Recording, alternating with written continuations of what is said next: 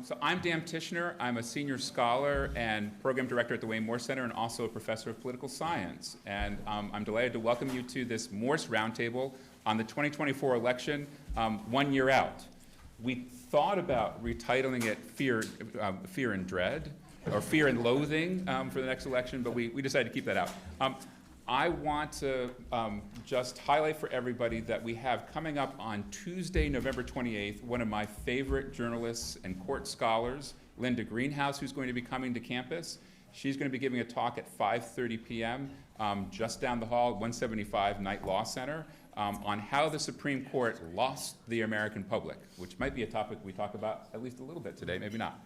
So, let's introduce ourselves. I've already introduced myself, so let me just say I'm going to be emceeing, and joining me as MC is going to be Alison. So Alison, why don't you start? And by the way, we're kind of player coaches since we just finished the baseball season. We're going to be participating, but also teeing up questions. So Alison, why don't you introduce yourself? Hey there, my name is Professor Gash, and I'm a professor in political science, and I teach classes on the courts and social justice and civil rights, especially gender, race, and sexuality.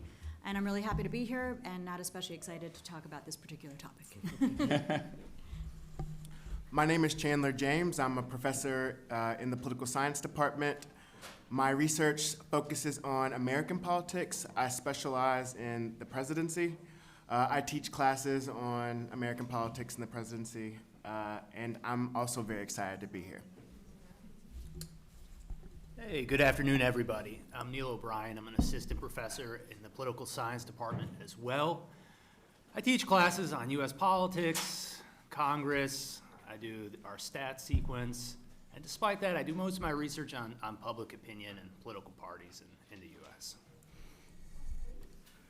Hi, I'm Stuart Chinn. I teach here at the law school as a professor. I teach courses in constitutional law.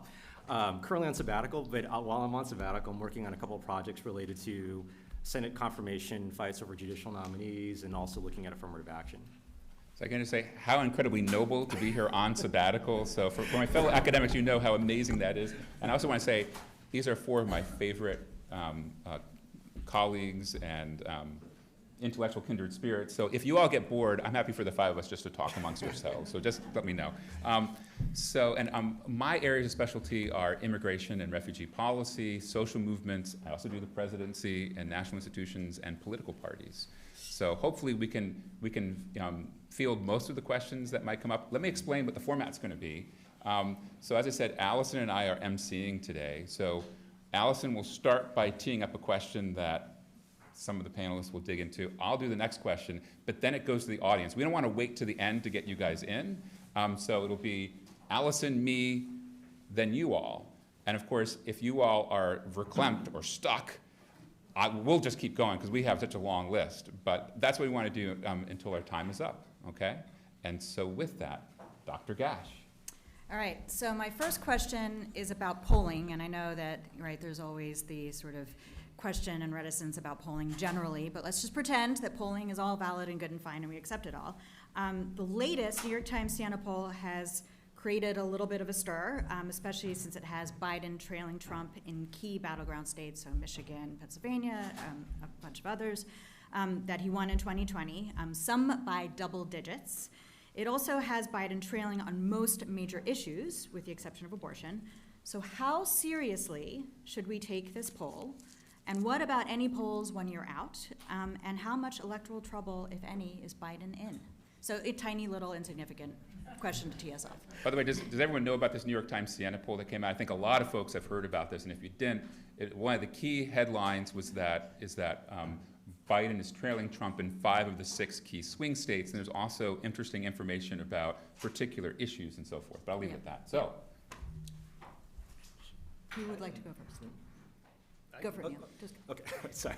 Yeah, like many of you, I'm like sure like everyone else on the panel, I read the discussion and the reporting about that poll with great interest, right? And so I guess on the side of being less worried, there's a lot of commentary as well that this is not an abnormal thing a year out from an election. similarly dire predictions for Obama before his re-election run and so forth. I think the other upside of the discussion about this poll was that the losses were in these constituencies that are traditionally Democratic voters. So, these are not people necessarily that are going to be new for a Biden campaign to try to win over. The worrisome part for me, so Nate Kahn did a daily episode in the New York Times, and he talked about, couldn't believe he used the word, but about a realignment with respect to the parties when it comes to race. And the thing that caught his attention, that caught my attention, was the growth among non-white voters for supporting a Trump presidency. And I think the thing that I sort of take from that, and this is a long-running theme, which I'm sure all of us have probably read and talked about before, there's been a long-running critique of the Democratic Party as being insufficiently focused on socioeconomic issues. And I do wonder if that actually is if some of that dynamic might be driving behind some of the results in these polls, and indicating, for example, that perhaps among some of these non-white voters, these issues around the economy and a flagging economy are actually ones that are sort of surfacing to the top. So I'll offer that as a starting point of not a concern certainly for the upcoming election, but also I think a long-term issue for the Democratic Party, how to prioritize this concern around socioeconomic inequality. It's certainly talked about, but where does it sort of fly among all the other priorities of the Democratic Party? Yeah, I think adding to that, it's a year out. There's still so much campaigning to do. It's one set of polls, so you can only glean so much. And on the one hand, if you're a Democrat, it looks problematic. At any poll, if you're a Democrat, you'd want to be doing better than these polls showed. On the other hand, it's one set of polling, and some of the polling process is a random process, and so any given poll, you're going to have some amount of error. And I was looking at Nevada, so Professor Gash said one poll, being this double-digit lead for Trump. I think she was referencing Nevada. And on the one hand, that's very surprising because Biden won that by a point or two in 2020, so that'd be a 12-point swing. I think you look at that and you kind of do a smell check and a gut test of do we believe this poll, or is there maybe some random error happening in here? And I was looking at another poll of Nevada between Trump and Biden that had them tied in late October. So, was this a one-off or is this consistent?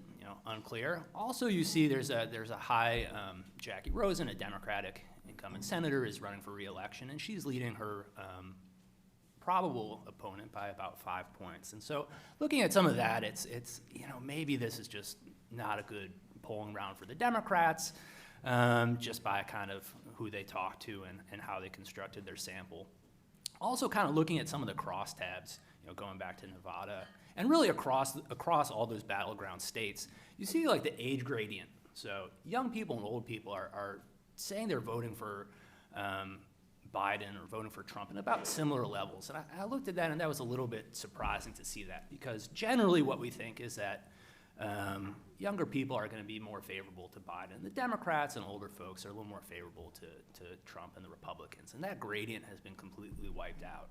And I think one of two things is happening. Either that's that support for Biden among 18 to 29-year-olds collapsed by 15 points. If that's true, that's a huge news story.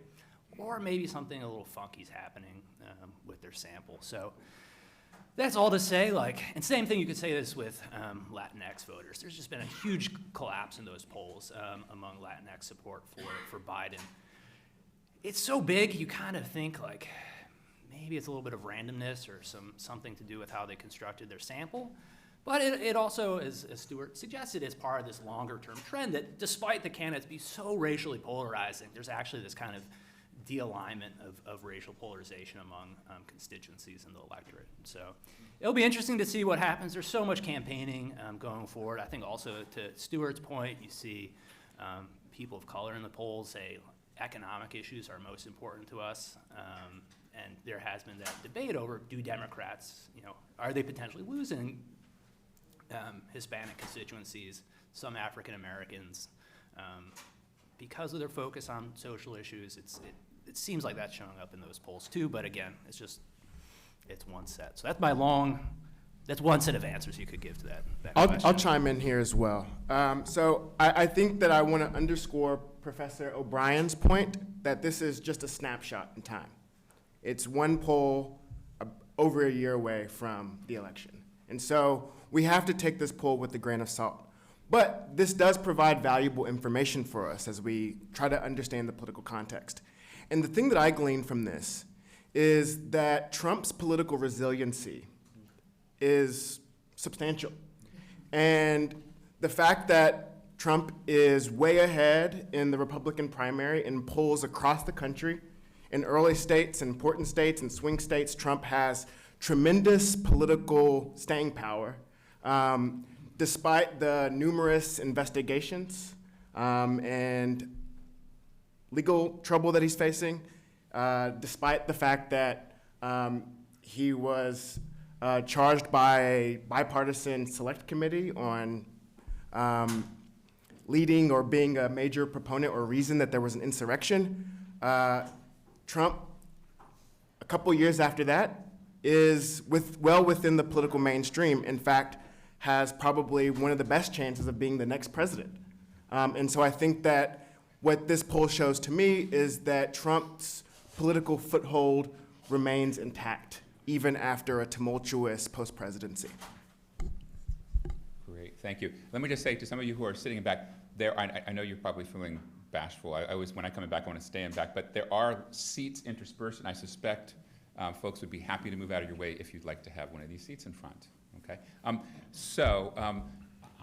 I'll just quickly mention on this that I remember a New York Times story right before the 2012 election in which right after similar polls, and it said, "Is Obama toast?"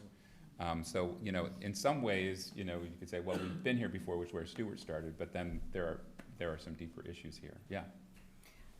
I was just going to say, I'm thinking about, Neil, what you were saying about the young vote, and I think the Gen Z vote is perhaps not as predictable as other younger generations have been in the past. I think this, the Gen Z voters are not especially committed to a particular party. So I wonder, I think there might be some noise in that poll, but I also do think that there is something really important happening in that Gen Z vote that maybe, that no party can count on where that particular vote is going to head.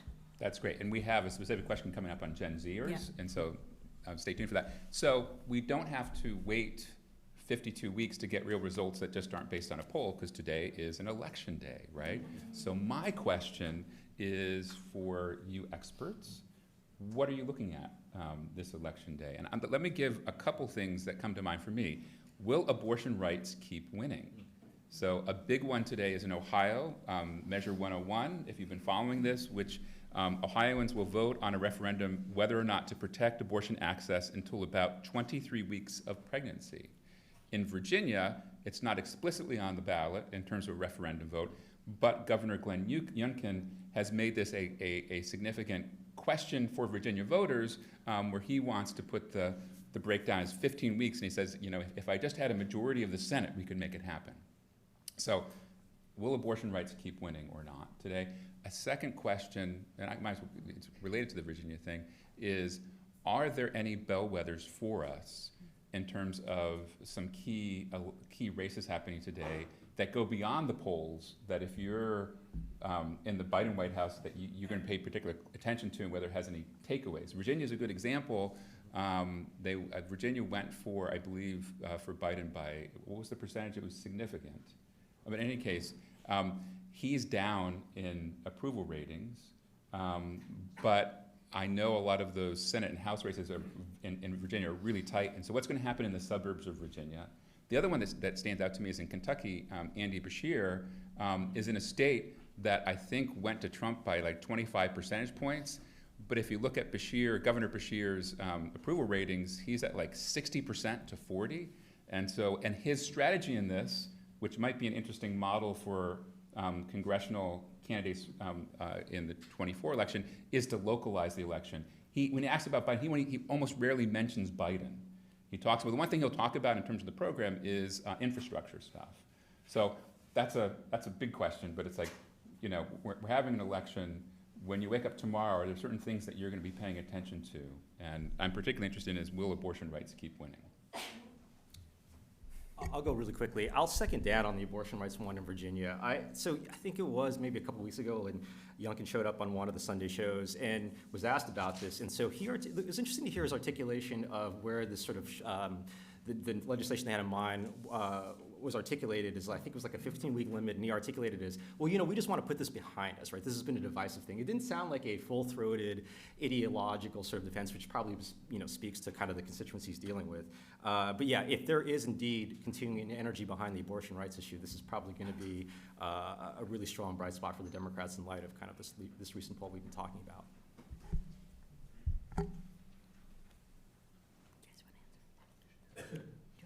I'll just say, amplifying what Stuart said a moment ago too, on most of the issues, whether it's the economy, national security, you rattle off the list, at the moment, Biden's trailing. Abortion's an area where, even in the polls that are the grimmest for him, where he has significant edge, also in protecting democracy. Okay, so remember. I think I'll chime in. Okay. So, I think that this notion of a bellwether race or election had a lot of salience in generations past, in decades past. And I'm thinking of a particular county in Indiana, which predicted the winner of presidential elections for like 40 straight years. But that county is no longer a bellwether.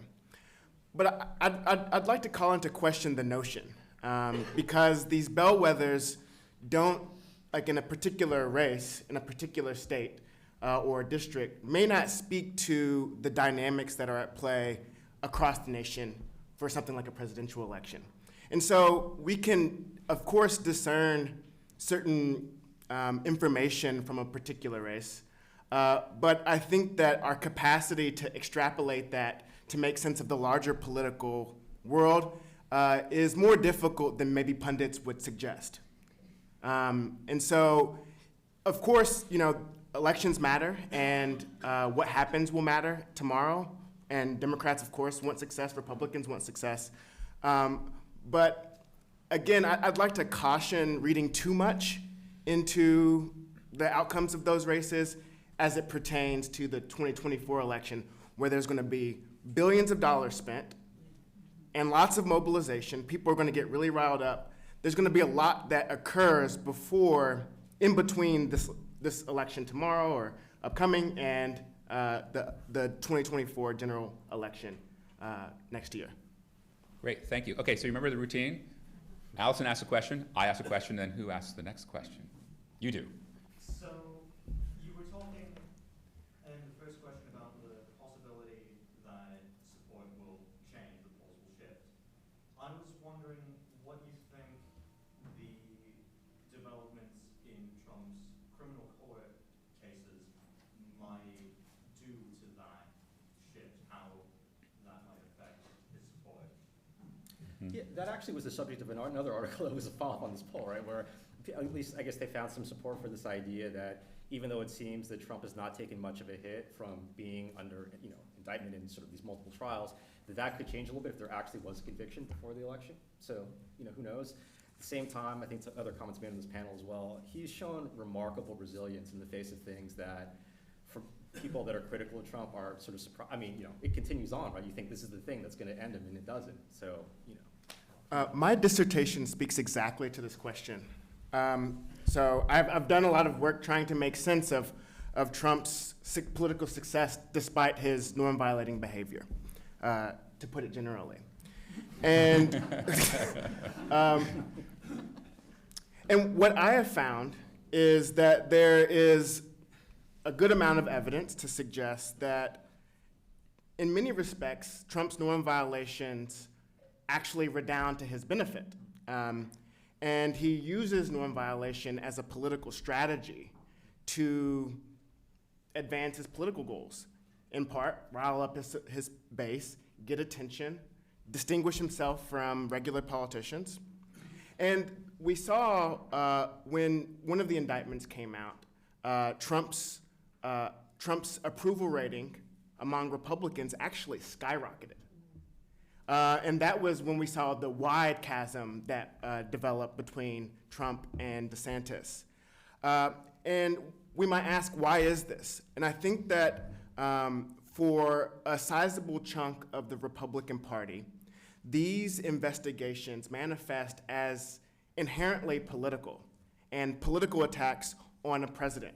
And they see that they see a Biden administration violating presidential norms, which is investigating a rival, and they see this as a tool that's being used to stymie Trump and quell whatever support he has among the public.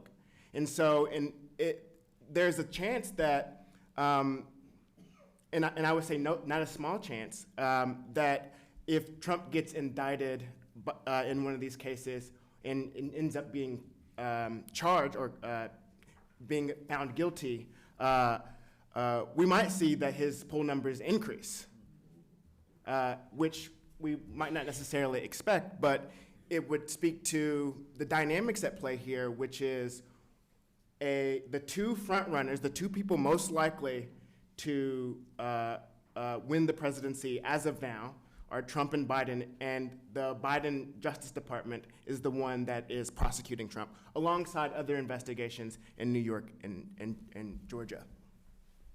Thanks. And I think I would agree and amplify what you said, and then have one thing that's a little bit different, which is, I don't know if anyone saw Wall Street Journal had, can Trump indict his way to the presidency? It was an interesting story. What a headline. But as I look at the numbers, what's striking so far is exactly what you were saying, which the first indictment comes down, I think, was it from Georgia? Was that the first one? Or was it, anyways, but numbers go up, the next indictment goes up, and so each of those four, it's gone up. But the key part that stands out to me is among Republican voters and some independents. But when folks, and even in the most, polls that are most dire for Biden, when the question is asked, however, in the general election context, his numbers are not great on this. And especially if he gets indicted, it's expecting that a lot of his numbers will crater even in those key swing states.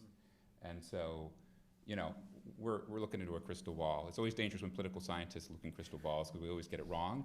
But to me, that would be the distinction I would draw is between Republican, it's interesting, even specific folks, look at focus groups where Republican voters who were, before that first indictment, were kind of not, they felt loyal to Trump, but they weren't going to vote for him. They were open to other ideas. And when the indictments came in, they're like, I'm voting for Trump. But it's different when others, independents and Democrats are in the mix. So anyway, I see a distinction between the primary part of this and the general election. So I think we're following our order. I'll keep track of people who raise their hands, but I think Alison's next, and then I'll take audience next, and then I'll go after that. Okay, awesome. All right, so we've talked about a couple issues, but I want to just open up a general question to you all, which is, what issues do you think are actually going to be shaping people's vote most in 2024? And you can think about this question generally in terms of the electorate more broadly, but you could also think about this in terms of specific groups. So if you wanted to focus on on the sort of more disaffected communities, if you want to focus on young people, old people, whatever your sort of general preference is. But thinking broadly, what do you think are the issues that are really going to be top on people's minds as they vote? So I think one way to answer this question is sort of Trump and Biden themselves are the issue, and that's going to be what's polarizing and the very existence of democracy itself. We saw this in 2022. We saw this in 2020. We saw it in 2020. It's been a theme that Trump has been on a ticket, and he himself is sort of the polarizing issue. And just partisanship is so strong right now. Even as there's talking about coalitions fraying, that's on the edges. Like the heart of it is people are set, but on the other hand, elections are decided on the edges and what issues come up that make those decisions. Democracy itself, I think there's going to be some talk of the economy. Despite the economy doing okay by GDP growth, or inflation coming down, or unemployment reducing, Biden's been taking a knock on that. And also, I think you're going to see abortion politics again. But again, thinking about that, it's elections are decided on the edges, and it's just so polarizing as it is. But I think that would sort of be the suite of issues that show up.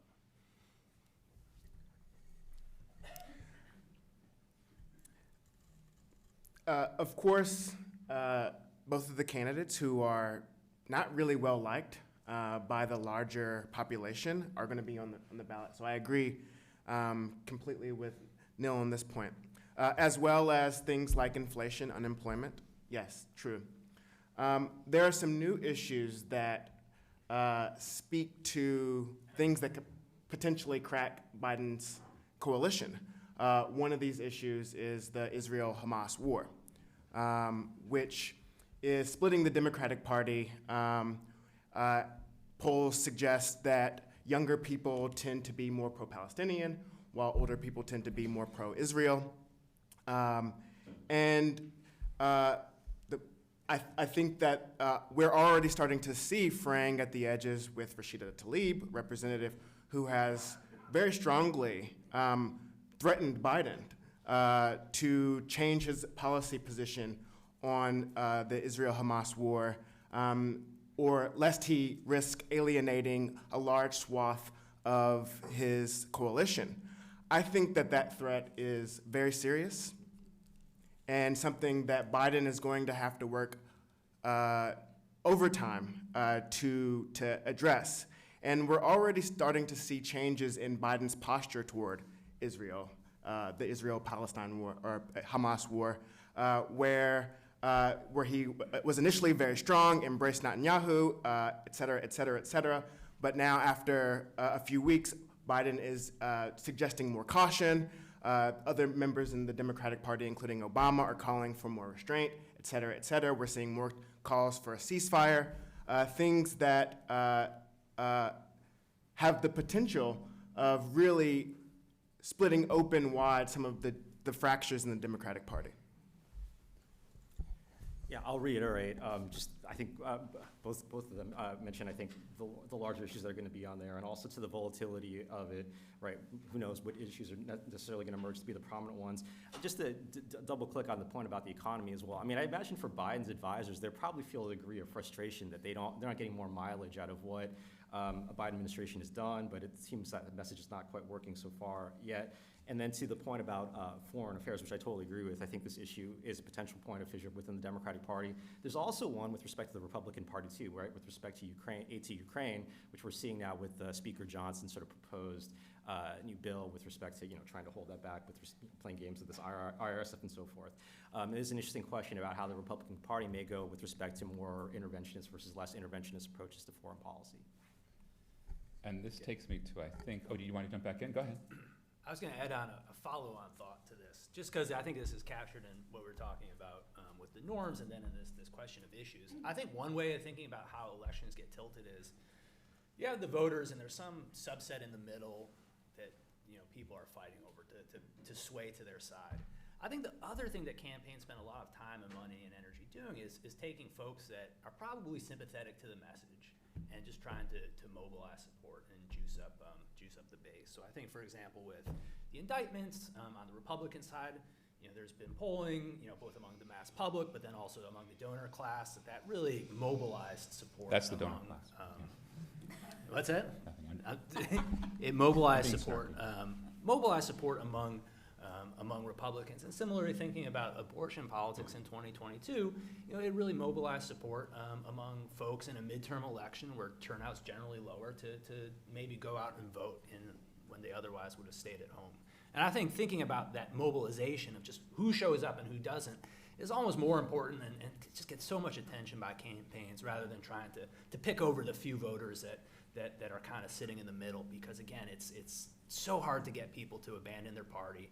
The number of swing voters is, true swing voters is declining, and swing voters, generally are kind of like, they don't know, they're not reliable. They don't always show up, and so it's kind of tough to bank on them. And I think that's just sort of lurking in the background, and maybe we hadn't articulated that on the spot, that there's that mobilization effort that's so huge in these campaigns. Great. So one of the things that came up when you all were talking takes me to my next question. Because you were talking about the economy and how the Biden administration might be frustrated because there are certain indicators that in past elections they should think that they're sitting pretty and they're not.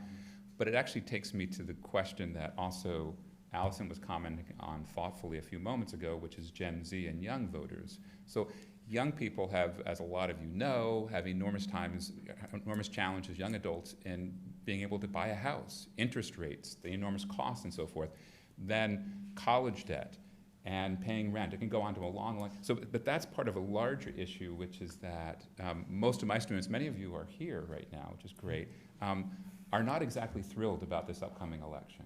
And Gen Z was critical in the 2020 election and also in the 2022 midterm election, coming out in a midterm election in numbers that people did not anticipate. And so there is a lot of concern by strategists right now about the youth vote, but I'm more interested in general. So here's my general question is, what factors will shape young adult political engagement, participation, and vote choice in 2024? And I'll leave it at that. I'll jump in. Number one, climate change. Young people have to live with the consequences of what's happening now to a greater degree than older people. It's just it's just fact. And it feels like for many young people that the representatives are not speaking to the issues that are important to them. And I think that that a lot of the conversation about the age of the two leading candidates speaks to some of the anxieties and the disconnect that many young people feel with their government. So, number one, climate change. And this issue has been has taken a back seat to recent events. Biden has dedicated a lot of time and energy toward addressing the war in Ukraine. And at the same time, many of his climate change proposals have not gotten as much of his attention and energy as what was claimed initially during the 2020 campaign. So I think a lot of young people are disappointed with the Biden administration on this issue as well as the student debt issue. And Biden made tremendous claims about addressing student debt, and then his executive order wiping away billions of dollars of student debt was found unconstitutional by the Supreme Court. But there's been no attendant or accompanying legislation or legislative effort or push to address this issue. And so a lot of young people, and then the list goes on with respect to interest rates for houses, for jobs, et cetera, for young people. They feel like perhaps the administration isn't as dedicated to their priorities as to the priorities of other folks or other groups in the Democratic coalition. Thanks, Chandler. Yeah, I mean, I'll just add on one more. I mean, this could speak to my own experience teaching in a law school and talking to primarily law students, but I have to think the abortion rights issue also will be really prominent. And again, not based on any scientific evidence at all, but just in the context of having taught and the issues that I've brought in the classroom, the things that prompted the most energy in my discussions with students, and it was certainly the Dobbs opinion and sort of the overruling of Roe. I have to think that would be an orienting issue for young voters as well. So now questions from the audience. And I'm going to recommend, because I saw lots of hands go up. So I'm going to recommend popcorn style. I'll take 3 questions, okay? And then I'll go ahead. You can go first, then Professor Chari, and then all the way in the back, and then I promise we'll come back around again. You may have answered this, but how influential is polling data on how people actually vote? Do they change their mind from where they were based on what they read in the polls? Neil, you want to take this? Yeah, I think there's some 2016 being the canonical example. There were questions and I think some evidence that you saw polling, and then more than just the raw polls, but 538, for example, had created these probability calculators saying like Clinton has this huge percentage of winning. You had wondered what went into that model, and it did one view is that it demobilized potential Clinton supporters to stay home. So I think there's certainly this self-fulfilling prophecy of people perceive public opinion to be something, and that spins back on them and shapes their behavior, whether it's in vote choice or also things like perceptions of crime or perceptions of, you know, the things that we talk about in politics. So I think certainly 2016 just being a huge example of that is I think that's certainly the case. Also, presidents, politicians read polls, and then they respond. They're strategic actors. And so a poll will come out, and it may affect the way that the Americans, everyday people, respond to that poll. But it also, and assuredly, will affect the way that politicians behave. And so the reason that polls change in many respects is because politicians are adjusting to the information and trying to respond in such a way as to maximize their political support. So I'm going to say again, popcorn style. So we're actually not going to answer right away. Sorry. So we're going to take 3 questions, and then we have to remember what people ask. And so, go ahead. Okay, so my question is, about a month ago, actually, in our department in political science, we had a conference on territories of white supremacy. And Dan Tichenor, one of our former colleagues, gave a really interesting talk about how racial politics is really realigning in this period, and the way in which the right and the Republican Party are mobilizing racial politics in a way that demands, I guess, a different framework in the sense that it's not just an instrumentalization of race in the way that maybe in the past we might have thought about it. It goes beyond certain truisms of, you know, assumptions about Latin American voters or whatever. So, especially with the black vote. So I'm just curious if you could speak to whether you see such a realignment happening and what the parameters of that are in terms of the selection. Okay, thank you. Hold your thoughts. Yes. Okay, this is my question. After listening for a while, is it fair to say that actual discussion or emphasis on any issue hurts Biden? Okay, great. And then, yes. I was going to say, I know obviously young people have been very upset about Biden, about some of the climate change policies and such, despite the fact that the Inflation Reduction Act closed our deficit in meeting the Paris Accords by about 50%. Is there any way that you can message better on these issues so that you can better connect with young people and deal with misinformation online? Okay, great questions. So our first one from Anita is about whether our racial politics are realigning. This is one of my favorite things to consider. I don't have a reified understanding of what's going on with respect to changes in voting habits of different minoritized groups.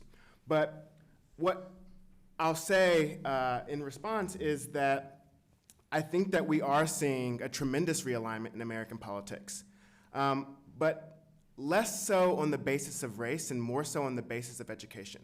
So 2020 was the first election, I believe, where over half of Democrat voters were college educated. Not only that, but the amount of college graduates in America is increasing tremendously.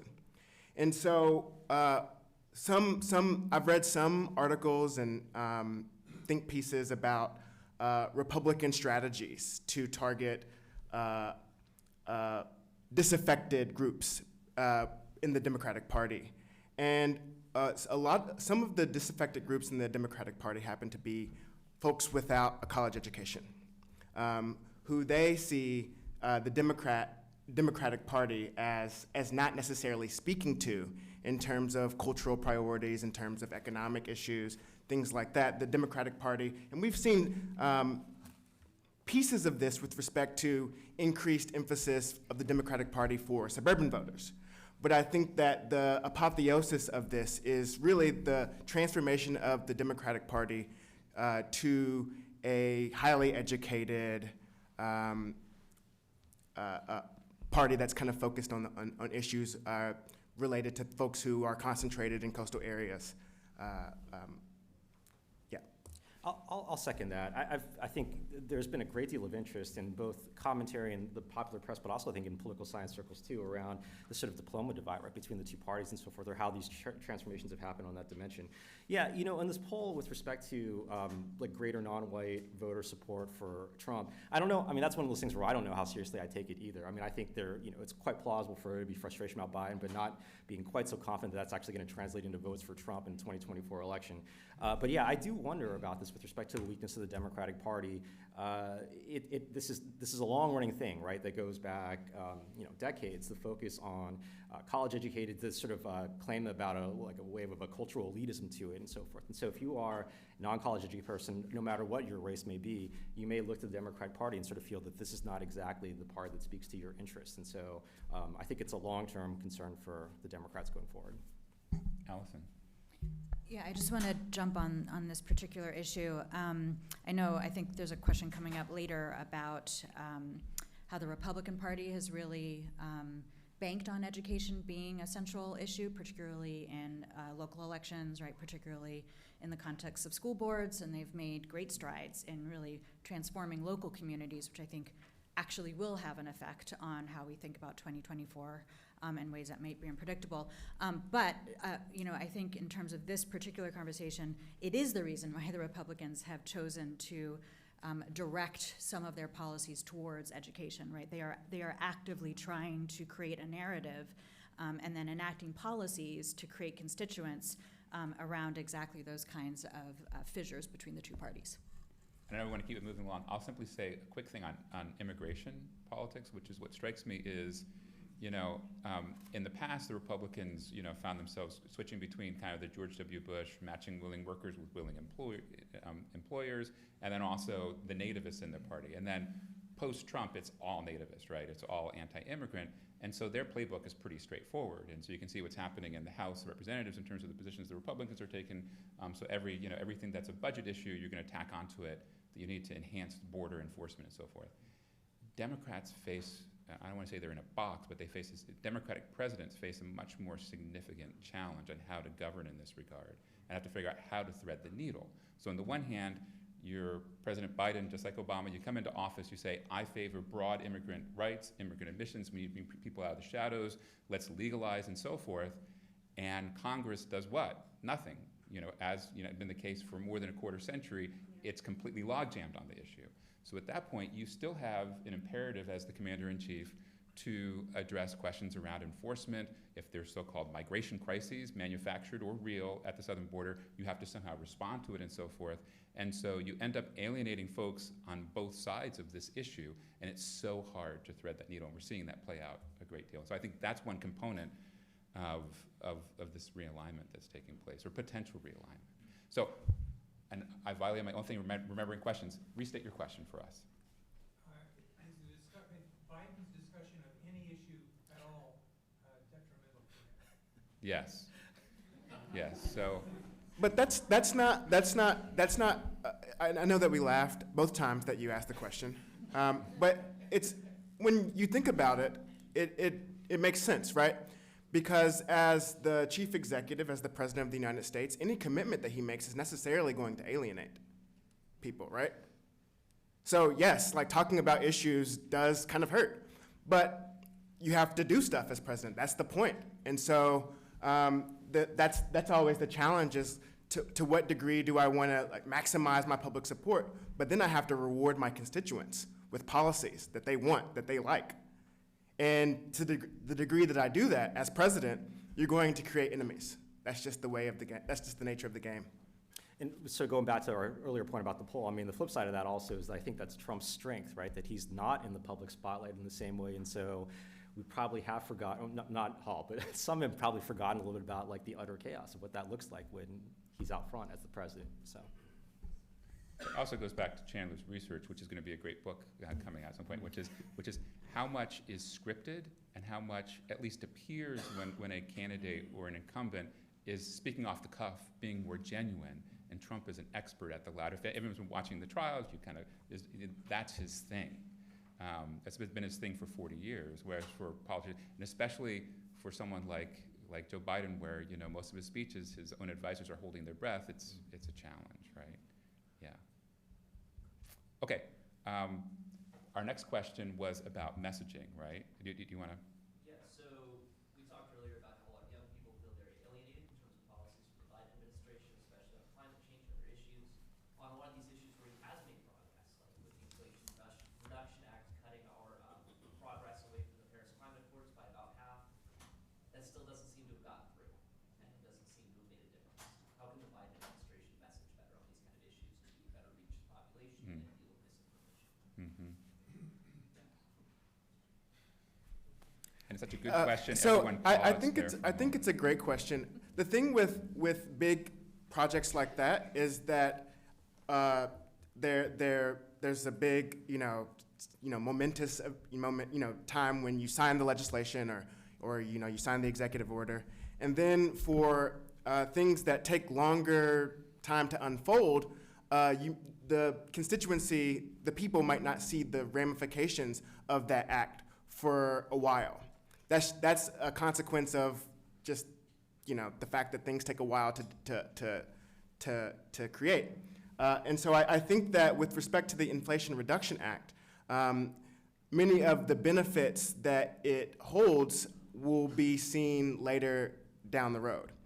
At the same time, messaging is tremendously important with respect to things like the economy or things like building infrastructure. And so I feel like Trump was chiefly concerned with the messaging part, and he spent so much time creating these kind of photo ops of him signing executive orders or him trying to generate attention for the things that he does. Whereas the Biden administration, I believe, took a tack that, if we just do good work, then we'll be rewarded for it when the time comes. That remains to be seen, but I think that part of the reason why we don't see Biden out there doing these whistle-stop tours or in the bully pulpit is because of some of his deficiencies as a public speaker, where he has gaffes frequently. He's not particularly charismatic, and so it maybe less makes political sense for Biden and his administration, for the administration to put Biden out there on these tours, selling all this legislation, because it might not sell as well. Great, thank you. So we're going to come back to the audience in just a second, but Dr. Gash. Okay, I'm actually going to skip one of my questions because I think we've actually answered it. So I want to actually switch gears a little bit and talk about election integrity, and whether we should actually be worried or not, especially concerned about how election administration is going to play out in 2024. Are we going to see what's happened in recent elections, in particular around county clerks refusing to certify votes? And what role might the courts play in this particular scenario? You're the law professor. I'll go second. Like after Portland you. drivers. Yeah, I'll just offer a couple really quick thoughts. I think, so the courts were such an incredible line of defense for democracy the last time around, right? And for those who haven't seen it, I think it's on YouTube. It's an interesting exchange. There's a number of these, but George Stephanopoulos had Steve Scalise, I think, on This Week last Sunday, and tried to get Steve Scalise to admit that the election wasn't stolen. He talked around it like 6 times. He asked the question, but I think the argument that sort of seemed the most compelling, at least as I was sort of tracking this, was Stephanopoulos is making the comment saying, for whatever Scalise was saying about how there were irregularities or whatever, no court found evidence of electoral fraud in that last election. And so looking back at that history, what do we take from that? Well, it was good, right, that we had this line of defense, that there was resilience in the system. At the same time, if you get away with putting a heavy weight on a table, you don't want to keep doing it because that table's going to eventually break. And so who knows when that moment is, could happen if the system continues to be tested. 2 things, though, that I would say about the coming election or in 2024 would be, number one, I do wonder if the sort of recent round of prosecutions around some of the behavior of this might actually be a bit of a deterrence for anyone who's thinking about being John Eastman Part 2, right, that they're seeing what's happening to this guy's career. Maybe that's a sort of a cautionary point. And the second thing is, I mean, I think this is probably, we've seen a version of this ever since at least the 2000 election, probably some evidence that going even before that. Some amount of judicial fighting over the votes is probably going to be with us going forward. I don't think that's ever going to go away. The hope I would say is for the 2024 election that whatever sort of dispute or contestation occurs, it at least sort of takes place within certain boundaries that we become a bit more familiar with, that we don't continue to see the envelope getting pushed further and further and further with every presidential election. I think there's a few ways to think about this. And when I think about the 2024 election, we can, one election is, the votes as they're counted and we're used to. And I think the second thing is election administration. And I think it's just an incredible stress test is going to be put on our democracy. I think more so than in 2020. One reason I say that, thinking about Michigan, for example, or Georgia, or other states where, elections rely on a lot of, paper pushing and things that we don't spend a lot of time thinking about among people that day to day, like we haven't thought a lot about. But it requires, pretty average folks who are, serving on the county board of elections to sign off on things. And you saw that almost not happen in Michigan. You've seen in Michigan, Georgia, other states that there's been a very concerted effort to institution build. Not at the high profile offices, but in county clerk's offices and commissioners. People are very loyal to Donald Trump, and I think that's going to put a tremendous amount of pressure on certifying these elections. And I think on one hand the courts did seem resilient in a way that's heartening for democracy. On the other hand, I like the analogy about the table on the weight of like, this table is already sagging and like we're gonna drop a 500-pound weight on it. And I think it's very scary. I think the other element to think about, thinking about January 6th, there's, on the one hand, there's the violence of January 6th that we see on the news. On the other hand was, what was kind of going on, not kind of, what was going on inside of Congress where members, not a few fringe members of the Republican Party not voting to certify the election, but a majority of the caucus. Our current speaker, our past speaker, Scalise, McCarthy, Johnson, all voted not to certify. And think about what happened on January 6th. Pelosi said we need to go certify these votes tonight because if we don't, who knows what's going to happen next. If Mike Johnson is speaker, I don't think the same urgency would have been felt on a couple years ago, and I worry something like that's going to happen this time, and it's stressful. Thank you, Neil. Elena, and then Mayor Piercy. Okay. This is going to kind of take us back a little bit. Kind of addresses like the noisiness in the polls and some other things, but how do we account for changes to support in Biden that don't necessarily translate into support for Trump? So thinking about the younger generations, even millennials at certain points, it's not necessarily that they don't want to vote for Biden. It's not necessarily that they're Trump supporters. It's that they're not Biden supporters at this point. I'm curious what you guys think about the insistence on running Biden and not like offering the primary for somebody else, and maybe what other tactics the Democratic Party could use. Yeah, that's a great question. So is it too late to change horses? Neil mentioned something that's really important to think about when you're thinking about campaigns, right? Like, so persuasion is hard. Mobilizing is cheaper. It's easier. Also, what you want to do is demobilize your opponent. That's a tremendous strategy that I think is often overlooked. Yes, so Republicans want to create fissures in the Democratic Party. They're going to lean into this. They're going to push this and push the divisions and try to put Biden in a difficult position with respect to different elements of his coalition. So I think that that's something important to underscore. What was your second question? It's basically, so what can the Democratic Party do to win over younger voters who are disillusioned because of Biden's current actions? Yes. Okay. So the second question relates to primary. So Biden is very unpopular at this point among some groups, and the question is, given these poll numbers, and we've seen this in the New York Times, like, why don't the Democrats run somebody else?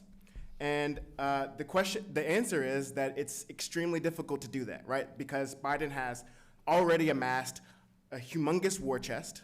He's already laid down infrastructure for his reelection campaign, and it's difficult to get on the ballot and changed, and so all these different obstacles make it difficult for someone like Gavin Newsom or someone like Cory Booker or Raphael Warnock to challenge Biden.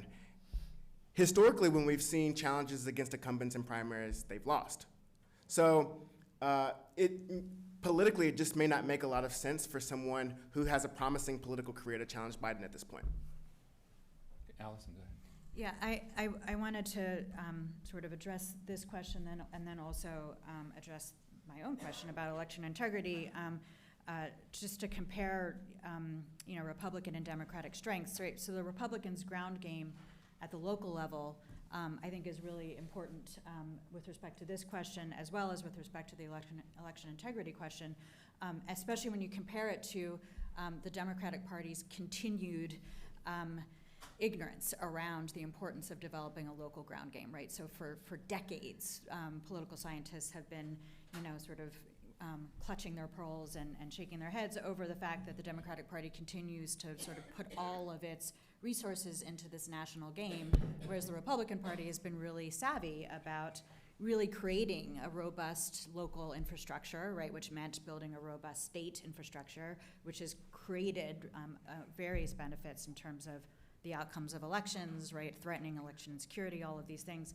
And I think exactly that kind of strategy is going to play out really well for the Republican Party, because it's exactly those coalitions at the local level that will ultimately have, right, the ultimate authority over both election integrity and such. But it also speaks to how close the Republican Party is to the wants and desires of their local constituencies, and how the Democratic Party continues to sort of have a deaf ear to the nuances of their local communities, right? We saw this play out in the Clinton election, right, where the Democratic Party at the national level just wasn't listening really well to its local base. And there's a possibility that we're seeing that same thing play out here with respect to Biden's refusal to step aside. Great, thanks. So we have 3 minutes left, not quite the 2-minute warning, but 3 minutes. So I'm going to ask the impossible of my colleagues as professors, which is really quick responses. Kitty, go ahead. So many things to say, maybe think about. My question is, do you see any signs of Democrats having a long game? I think I'm leading into what you said, but in everything, it's like the Republicans have had their long game going for a long, long time, and they're seeing things click into place.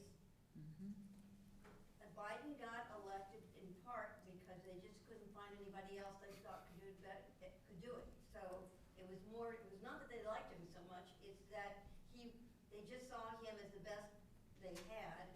They like Trump, I think, because it seems to be somebody who gets things done. And if you look at just array of the Republicans that are in office, that looks pretty good compared to other options for them. I'm just looking at, it seems to me we have to get into that Democrats have to get into that long game. They have to think much further than this next election. If they're lucky, they'll just let Biden win for the same reason they did before. He's better than the other option. I mean, so I'm just asking you to think out to that future, and if you see anything happening anywhere in the country that shows some ability to do that. I think that there's two explanations. One, the Republicans and the Democrats serve different constituencies. So, Republicans have to have a better local game, in part because they represent more rural districts, right, and more rural states. And so in order to even come close to addressing the needs of that group, you have to have a better infrastructure, whereas Democrats are more concentrated in cities, and so you can develop an apparatus to speak to that. So that's one issue. But the second issue is that Republicans are playing for keeps. And they're playing for keeps because of the dramatic demographic changes that are occurring in this country. And we started seeing all these concerns by Republicans looking at changes in the demographic of America, and they said we need to address immigration, we need to be a more inclusive party, et cetera, et cetera. Well, they didn't choose that path. They chose the path of we're going to hunker down and we're going to fight. And if you looked at or listened to or read Trump's January 6th speech, you can see the degree to which they are playing for keeps. They're not trying to lose, and they're going to do everything in their power to win, possibly even violate the law. Great. So I'm going to leave with, last question is about kind of the day after the election conclusion. It's, after the election of 2024, will the breakdown of our basic legal and political norms continue apace? Or is there any hope that crucial norms can be reestablished, stabilized in the near future? We don't have a lot of time, so I'm just wondering, we can just go down. Are you hopeful or pessimistic? And start with Alison. Well, anyone who knows me knows the answer to that question. Eliza, what's the answer? Definitely pessimistic, but that's Yeah. I'm hopeful because if you don't have hope, what else do you have?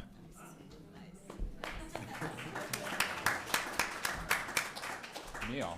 I'm pretty pessimistic. Okay, it's going to be a tie. You're going to break the tie. Well, I'm going to split the difference a little bit. So if 2024 can go by without a Trump victory, I actually am probably decently optimistic that this is a moment that actually has the chance to pass. But if he is elected in 2024, it is awfully hard to think about the resilience of the democratic system. Great. First of all, thank you all for being here, and please join me in thanking Alison, Chandler, Neil, and Stuart.